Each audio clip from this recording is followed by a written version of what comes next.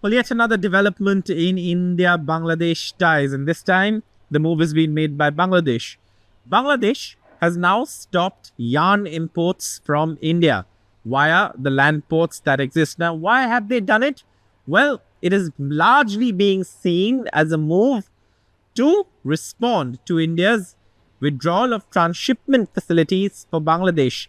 Now, India, of course, reasoned it out, saying that it was causing congestion and logistical delays for India, and that's why it had to take the call. But officially, we haven't heard from Bangladesh as to why they've taken this decision, especially when their domestic textile manufacturing units do depend on Indian yarn for production. And, Bangladesh, of course, hugely depends on the textile industry for a major share of its exports. And that's one thing that the country produces a lot. And therefore, why they've stopped yarn imports from India is something that officially there isn't an explanation for. However, what we are learning is that the domestic manufacturers in Bangladesh are not very happy with the decision, because Indian yarn was, easy to source for them.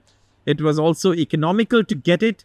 And therefore, importing yarn from other countries would mean more costs involved. And for an industry where, costs do matter a lot, this is something that obviously they are not very happy about. However, official reasoning is something that we are still to, get from the Bangladesh side. This seems like a move that has been done in response to India withdrawing transshipment rights for Bangladesh, is what many experts explain it as.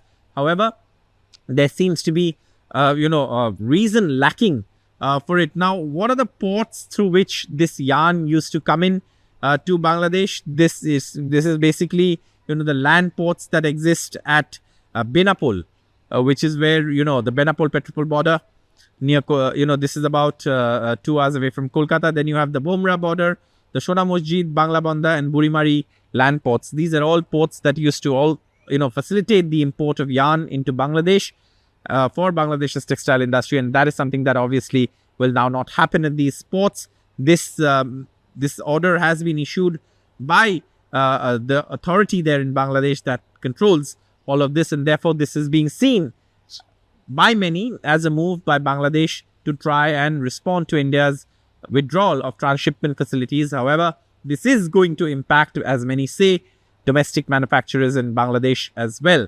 And, the Bangladesh-India ties have really been on a downward slope since Mohammad Yunus made those comments about India's northeast being landlocked and inviting China, saying Bangladesh was the guardian of the ocean.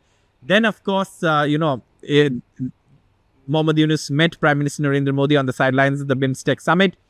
In that meeting, a stern message was given about these rhetorical statements. Then, of course, India went on to, withdraw transshipment rights. And then, of course, Bangladesh has now gone on to block the import of yarn from India. So, the relationship doesn't seem to be very good at this point. It is a strained relationship. However, Bangladesh and India are neighbors, and there is trade that is, very, very common between the two countries, and a lot of trade happens.